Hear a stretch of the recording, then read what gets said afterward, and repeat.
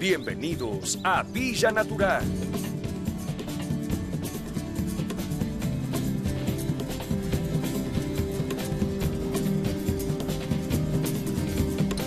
Con la actuación estelar de Mariano Chiesa como el profesor Mariano.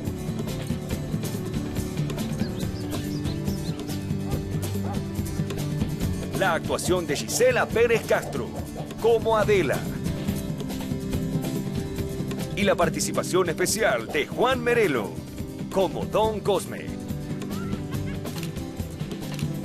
Esto es Horizontes, Ciencias Naturales.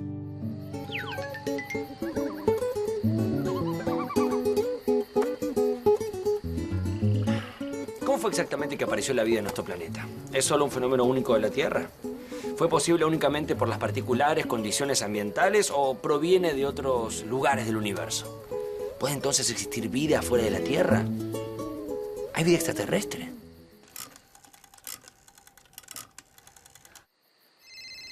Adela.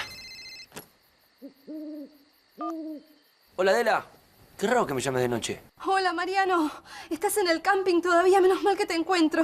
No sabes, tuve un problema terrible. No sé qué pensar. Estoy desesperada. Algo me dice que a partir de este momento yo también voy a estar en problemas. Sí, contame, te escucho. ¿Qué pasó? Encontré una camisa sucia en el depósito, adentro de un balde en el que había un montón de granos de trigo. Y de la mezcla de la camisa sucia y los granos de trigo aparecieron ratones. Ratones de la mezcla de la camisa sucia y el trigo. No, no puede ser. Sí, te juro, estoy rodeada de ratones. Pero, ¿cómo es posible? No entiendo cómo de una camisa sucia y granos de trigo hayan nacido ratones. Mirá, Adela, nuestro planeta está repleto de formas infinitamente variadas de vida, pero no sé si es tan simple. ¿Pero qué hago con la camisa? ¿Y qué hago con los ratones? Tengo miedo. Haz una cosa, agarra tu carpa, venite para el camping, así me ayudas con los chicos. Y, no sé, además te puedo explicar, no sé, qué pudo haber pasado y te tranquilizas un poco. Dale, ya voy. Beso. Beso. Vida en un balde. ¿Cómo se origina la vida? Hoy día sabemos que todo ser vivo nace de otro ser vivo similar. ¿O no? ¿Esto siempre fue tan claro? Ese va a ser el tema de mi próxima clase. Voy a tener que investigar.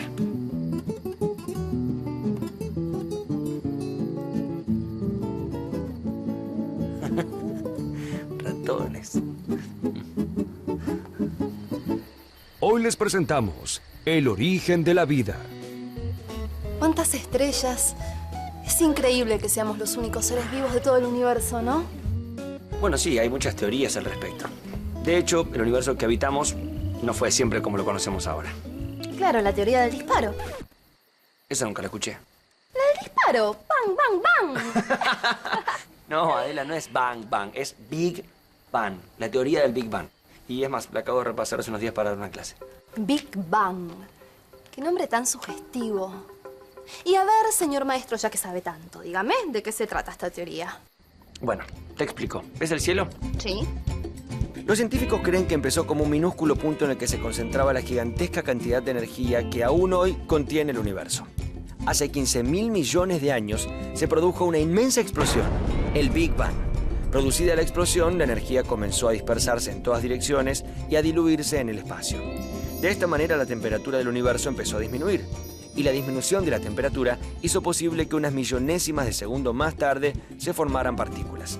Unos 300.000 años después de esto, se formaron los átomos más sencillos de hidrógeno, que en algunas regiones quedaron agrupadas formando enormes nubes gaseosas. Por la acción de la fuerza de gravedad, la materia de esas masas gaseosas se agrupó dando origen a centros densos y calientes como los soles y las estrellas que conocemos hoy. ¡Wow! ¡Qué increíble! ¿Y cuántos años tiene nuestro sistema solar entonces? Los científicos coinciden en que nuestro sistema solar ya tiene unos 5.000 millones de años.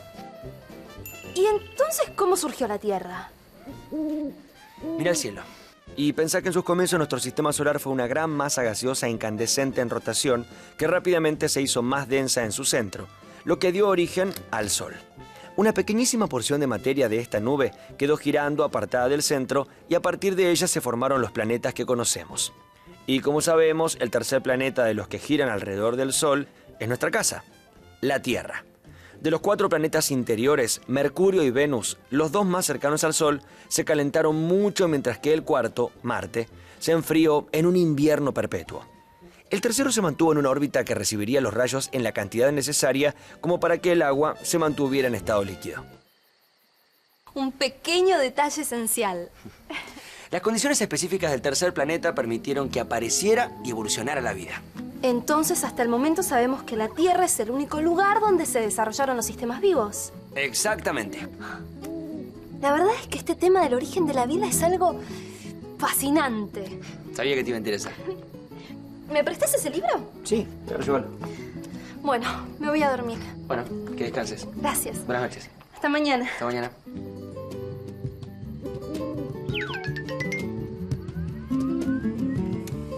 Hola, Silvia. Hola Mariano, ¿cómo andás tanto tiempo? ¿Todo bien? Muy bien. Sí, muy bien. Estoy investigando acerca de cómo se origina la vida y si es posible que de una camisa sucia y de granos de trigo surjan ratones. Viniste al lugar indicado.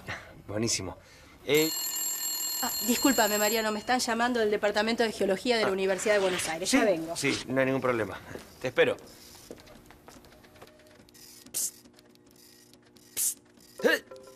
Aquí Mariano, en el cuadro. Soy yo, Luis Pasteur. Luis Pasteur. ¡Qué honor! Sí, Mariano. Escuché su pregunta a Silvia. Usted quiere saber si existe o no la generación espontánea. Sí, bueno, por eso es que estoy buscando un científico, ¿no? Y está frente a uno, o mejor dicho, frente al cuadro de uno. Sepa que mi labor científica comienza en el año 1859, cuando la Academia de Ciencias Francesas convocó a dilucidar el tema de la generación espontánea, otorgando un premio al científico que comprobara la veracidad o la falsedad de tal idea. ¿Y el premio? ¡Voilà! Lo obtuve yo. Sí, bueno, eso lo sé, ¿no? Pero qué lujo que me lo cuente usted a mí, ¿no? Bueno, cuénteme un poco más, por favor. Oh, très bien, très bien. Gracias. Yo estaba seguro de que los microbios estaban presentes en todas partes, inclusive en el aire, y que al reproducirse era la causa de la putrefacción y no su consecuencia. Con originales diseños experimentales pude finalmente demostrar mis ideas y afirmar que todos los seres vivos, incluidos los microorganismos, solo se originan de otros semejantes y no de la materia sin vida. Ah, y es toda una diferencia. Si todo ser vivo nace de otro ser vivo y cualquier ser macroscópico o microscópico debe su existencia a otro o a otros similares, ¿cómo y cuándo se originaron los primeros seres vivos? Voy a dejar que el origen de todo se lo explique mi colega, que ahí viene. Ha sido un gusto, señor Mariano. Lo mismo digo, señor Pasteur.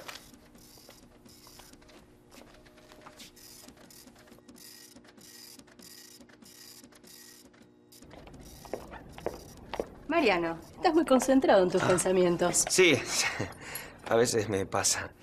Bueno, estábamos por empezar a responder la pregunta ¿cómo y cuándo se originaron los primeros seres vivos? Vamos a remontarnos a la época de Charles Darwin. La idea de que la vida evoluciona por selección natural fue postulada por el naturalista inglés Charles Darwin en el siglo XIX. Esta renovadora idea se sumó al conocimiento de la composición química de las células, que mostró que los seres vivos están hechos del mismo tipo de átomos que las sustancias del ambiente. Y a su vez, estas ideas se sumaron a los descubrimientos geológicos a través de antiguas rocas, que permitieron deducir las condiciones de temperatura y presión de la Tierra y su atmósfera en sus inicios. Este proceso de evolución química o evolución prebiótica, es decir, anterior a la vida, que se habría dado en el inicio de la Tierra, supone que sustancias presentes en el medio se habrían combinado produciendo conjuntos de moléculas más complejas que fueron quedando asociadas hasta formar las células de organismos simples. Mariano, ¿me estás escuchando? Sí. Y acá es donde entran a tallar entonces Oparin y Haldane. Perfecto, Mariano. Imagínate ahora que estás en la Rusia de 1920. Hacia 1924, el bioquímico ruso Alexander Oparin y casi simultáneamente el biólogo inglés John Haldane plantearon razonamientos semejantes sobre la evolución química de la vida. Oparin y Haldane estaban seguros que las condiciones actuales de la atmósfera, rica en oxígeno, no hubiera permitido nunca la formación espontánea de las complejas moléculas orgánicas propias de las células. Ocurre que en contacto con este gas, esas sustancias se oxidan y se destruyen inmediatamente. Por lo tanto, las condiciones del planeta hace más de 4.000 millones de años eran otras. Las altísimas temperaturas de la etapa de formación del planeta han ido disminuyendo a través de los años. En esa época, el ambiente terrestre era estremecedor. Los rayos ultravioleta atravesaban la atmósfera sin barrera porque la capa de ozono no se había formado. El calor de los volcanes y frecuentes rayos de tormentas eléctricas descargaron sus energías sobre el mar primitivo. Pero volvamos a Oparin y Haldane y a sus razonamientos sobre la evolución química de la vida. Dentro del ambiente terrestre primitivo, la energía de las intensas radiaciones solares y las descargas eléctricas de las frecuentes tormentas permitieron que se formaran moléculas orgánicas, como los aminoácidos, a partir de los gases atmosféricos. Esos gases, arrastrados por las lluvias, se concentraron en los océanos, formando lo que se denomina caldo o sopa primitiva. Como en la atmósfera no existía oxígeno, las moléculas orgánicas no se destruían fácilmente, sino que persistían y su cantidad fue aumentando en la sopa primitiva. En algunos lugares, estos compuestos quedaron más concentrados, lo que les permitió reaccionar entre sí o asociarse, formando moléculas más grandes y complejas, como las proteínas. Esos compuestos más complejos se asociaron constituyendo los coacervados, agrupados moleculares esféricos y líquidos, en cuyo interior continuaron produciéndose reacciones químicas aisladas del medio ambiente. Algunos coacervados más estables subsistieron y evolucionaron en microorganismos unicelulares sencillos, como las bacterias actuales. Pero la teoría de Oparin y Haldane pudo comprobarse parcialmente gracias al científico estadounidense Stanley Miller. Así es, pero ese dato te lo puede dar don Cosme. Bueno, muchas gracias a los dos por la explicación. ¿A los dos? Gracias, solo gracias. Me voy. ¿Silvia? ¿Ya se fue? Sí, sigamos. Entonces, H1. Hundido.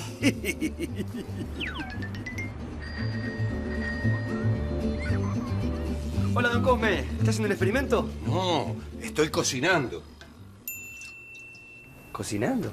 Sí, esta es la pelosina. Una pelota que tiene rayos como el del microondas, pero que no causan ningún daño. ¡Ojo! Además, es una fuente de conocimiento. ¿Y qué está cocinando, don Cosme? Mira, nada es casual. Se trata del tema que vos estás investigando. A ver, déjeme adivinar, a ver. Sopa. Ah, veo que estás atento. Tomá, aquí lo tenés a sabiendo. El pizarrón en el que compilé todos mis conocimientos. Mientras tanto, yo sigo cocinando y después comemos juntos. Me parece una excelente idea, don Cosme. Hacia 1953, Miller tuvo la idea de simular la atmósfera primitiva con la mezcla de gases que había propuesto Oparin. Lo realizó en un balón de vidrio al que bombardeó con descargas eléctricas. Después de cierto tiempo, comprobó que se habían formado entre numerosos compuestos orgánicos, aminoácidos, componentes de las proteínas y sustancias propias y fundamentales de todos los seres vivos. Desde este primer experimento, casi todos los aminoácidos que existen en las proteínas pudieron ser producidos en los laboratorios sin la intervención de seres vivos. Actualmente los geólogos se inclinan a pensar que la atmósfera primitiva pudo haber estado compuesta por nitrógeno, dióxido de carbono y agua, con pequeñas cantidades de metano, dióxido de azufre, cloruro de hidrógeno y amoníaco. Pero con esta composición sin gas hidrógeno no se obtienen compuestos orgánicos por descargas eléctricas. Hay investigadores que plantean que el caldo primitivo de Oparin y Haldane no era tan concentrado como para que se produjera la gran cantidad de reacciones químicas necesarias para formar las moléculas complejas características de los seres vivos. No sabes lo deliciosa que está esta sopa. ¡Antro que el caldo de oparín! Me imagino, don Cosme. Pero, ¿y si no fue así? ¿Cómo fue que la vida evolucionó en nuestro planeta? Sigamos consabiando. Sigamos. Hay investigadores que afirman que la vida surgió o en aguas estancadas, o en la superficie del mar, o en películas húmedas sobre superficies de arcilla o de piritas de hierro, o en el fondo de los mares, entre otros lugares supuestos. Para otros científicos, la vida podría haber surgido fuera de la Tierra, en algún otro lugar del universo y haberse esparcido por él. Esta teoría es conocida como panspermia. Sin embargo, los especialistas en biología extraterrestre aún no encuentran fuera de la Tierra rastros de algún ser vivo, ni siquiera bacterias. Pero sí se comprobó la existencia en el espacio de numerosos compuestos orgánicos. Se ha descubierto que, tanto en el polvo interestelar como en los meteoritos caídos en la Tierra, se hallan similares compuestos orgánicos. Los compuestos orgánicos pudieron haber llegado a la Tierra desde el espacio exterior y luego se hicieron más complejos en el ambiente terrestre. Tal vez un trozo de cometa pudo depositarse en la Tierra cuando estaba en proceso de enfriamiento, portando las primeras moléculas orgánicas prebiológicas, las cuales posteriormente siguieron un proceso similar al propuesto por la evolución prebiótica. Entonces, todavía no hay teoría que pueda explicar completamente el origen de la vida. La ciencia sigue trabajando sobre este tema y aunque no hay pruebas científicas de la existencia de vida en otros puntos del universo, la posibilidad existe y nadie descarta que pueda haber vida extraterrestre. Hora de comer. Hora de comer. Mariano, ¿no querés escuchar un poco de música antes de almorzar? Claro, me encantaría. Pelosina, música.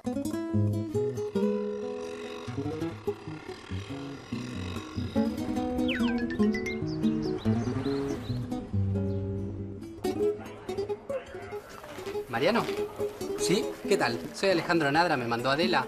Yo trabajo en bioquímica de proteínas. Ah, buenísimo. Bueno, muchas gracias por venir, Alejandro. ¿Quieres un café? No, gracias, acabo de merendar. Ah, bueno. Adela te debe haber puesto al tanto de todo, ¿no? Sí, me contó. Otra vez más, la gran sorpresa frente a la camisa sucia, los granos de trigo y finalmente los ratones. Pero, una vez más, ¿cómo? ¿Por qué? A que esto ya sucedió, y de la misma manera, y generó la misma sorpresa incluso. Ah, sí, pero ¿y eso cuándo fue? Hace muchísimos años, pero para que me entiendas, vamos a tener que hacer un poco de historia y vas a tener que agudizar tu imaginación. Bueno, pues si es por eso, no tengas ningún problema. Hace apenas algo más de 150 años, el origen de la vida se asociaba a un acto superior creador o incluso se arriesgaban explicaciones casi mágicas. Había estudiosos que sostenían que la vida se originaba de manera espontánea y constante. Afirmaban, por ejemplo, que los animales, las plantas y los microbios podían surgir de la materia no viviente como por arte de magia. Desde la antigüedad se aceptaba que la vida podía surgir del aire, del agua, de la tierra y del fuego, o de la combinación de cualquiera de esos 4 materiales llamados en ese entonces elementos fundamentales. Aristóteles, sabio griego que vivió hace 2360 años, propuso el origen espontáneo de gérmenes, insectos y peces a partir del rocío, el sudor y la humedad. Según Aristóteles, existía la entelequia, o fuerza capaz de dar vida a la materia no viva. En 1609, un botánico francés escribió en un libro sobre la naturaleza. Hay un árbol en Escocia del que a un lado caen hojas al agua y poco a poco se van convirtiendo en peces. Al otro lado, las hojas caen en el suelo y de ellas se forman las aves. Qué impresionante, ¿no? Aunque parece un poco difícil de creer. Pero así fue, Mariano. Aunque nos suene increíble, existieron recetas de cómo obtener lombrices de la tierra húmeda, moscas de la carne podrida y peces de las hojas que caen en el agua. Bueno, igual eso no aclara lo de los ratones. No, pero quizás lo aclare Jean-Baptiste Van Helmont, que vivió entre 1577 y 1644, quien dejó también una receta para obtener ratones. Bueno, acá entre nosotros, eso suena un poco ridículo, ¿no? Aunque esta idea nos suene ridícula, fue un importante sabio que intentaba comprobar sus afirmaciones experimentando. Justamente por esta metodología de trabajo es considerado uno de los primeros científicos modernos. Pero, ¿tenés esa receta? Sí, te la traje. Receta para obtener ratones. Si se comprime una camisa sucia en el orificio de un recipiente de boca ancha que contiene algunos granos de trigo, el fermento que sale de la camisa, modificado por el olor del grano, da lugar a la transformación del trigo en ratones después de 21 días. Pero lo más notable es que estos ratones son de ambos sexos y se pueden cruzar con ratones que hayan nacido de manera natural. ¿Te suena? Si me suena demasiado. Claro, bueno, por eso es que vos me decías que todo esto ya había pasado. Claro. Ahora entiendo. Bueno, Mariano, me voy a tener que ir a trabajar. Bueno, Alejandro, Un gusto. Lo mismo y muchísimas gracias por la información. Hasta luego. Que estés bien.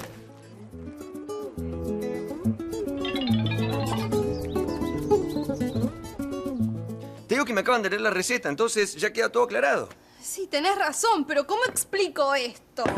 Bueno, pero es muy simple. Hace poco estuvo pintando el Museo Don Obdulio. Sí. Bueno, si prestás atención, la camisa es la de él. Y el balde también. ¿Y los granos de trigo? Bueno, como todos sabemos, en Villa Natural, Don Obdulio cría gallinas en su casa. Y bueno, algunos granos de trigo que utiliza como alimento de las gallinas se deben haber volcado dentro del balde. ¿Y los ratones que vi? Y bueno, sí, fueron atraídos por el trigo. Vas a tener que desinfectar, ya está. Ya lo hice. Entonces, ya está. Problema resuelto. No. Todavía me queda investigar cómo fue refutada esta teoría de la generación espontánea. Por eso te preparé el pabellón de Francesco Redi. ¿Vamos? Buenísimo, sí, vamos. ¿Qué son todos estos frascos? Representan los experimentos de Francesco Redi. Ahora están todos limpios, pero te puedo asegurar que antes no te hubiese gustado acercarte a ellos. ¿Y por qué? Voy a abrir uno y te vas a dar cuenta. A ver. ¿Qué pasa, Adela? Está todo bien, vos relájate. Yo ahora voy a poner la tapa y vos mirás hacia arriba, ¿sí? En 1668, un médico italiano, Francesco Redi, hizo tambalear por primera vez la teoría de la generación espontánea mediante sus experimentos con carne podrida. Sus experimentos lo llevaron a afirmar algo que cuestionaba las ideas mágicas de la vida. Redi preparó 8 frascos con varias clases de carne y cerró herméticamente la mitad de ellos, dejando abiertos los demás.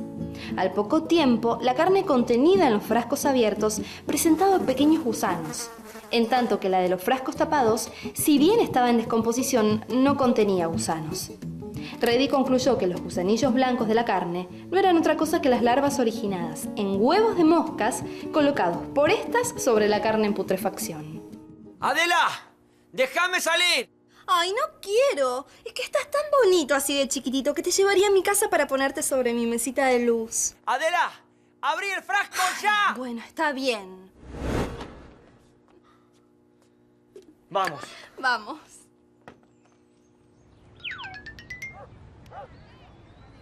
Entonces los experimentos de Redi dieron por tierra con la teoría de la generación espontánea.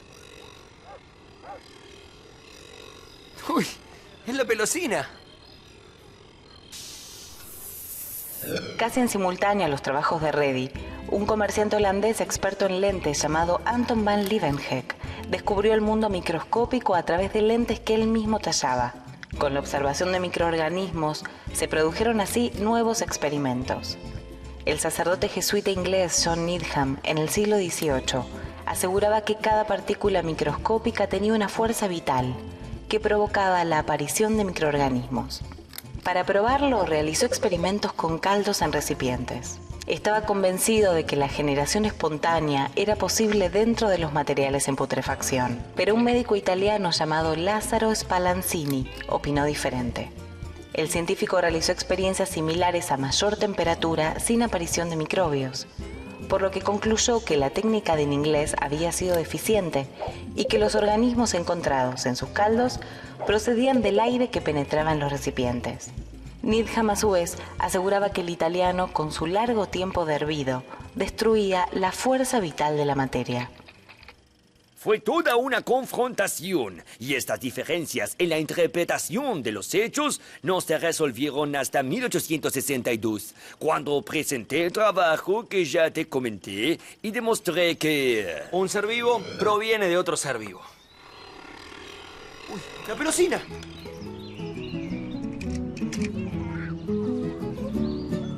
Entonces, al final, la teoría de la generación espontánea es incorrecta. Buenas. ¿Qué tal? Don Obdulio, ¿cómo anda? Muy bien, muy contento. sí, mire Sí, usted. claro. Sí, sí. ¿Y por qué? Bueno, porque ahora, aparte de la pintura y las gallinas, me dedico a otro emprendimiento que es muy barato y no tiene riesgos. A ver, y cuéntame de qué se trata. ¿Cómo no? La cría de ratones. Interesante. Sí, claro. ¿Quiere que le cuente? A ver, Muy sencillo. cuénteme. Sí. Usted agarra un balde, le pone una camisa, trigo 2 o 3 puñados, Sí. y a los 21 días, ¡zas! Como por arte de magia, aparecen los ratones. Mire usted. Sí. El tema es que yo al principio lo iba a hacer en mi casa, ¿vio? Pero como a mi señora no le gusta, dije, bueno, lo hago en el museo. Pero a los días, no sé, se me truncó el proyecto. No sé qué pasó. Usted que siempre anda por acá, ¿sabe qué puede haber pasado? No, Obdulio, yo no sé nada. Lo único que le puedo decir es que si quiere ratones, vaya a la veterinaria de Doña Francisca y cómprelos ahí, ¿entendió? Ratones, por favor. ¿Y a esta qué le picó?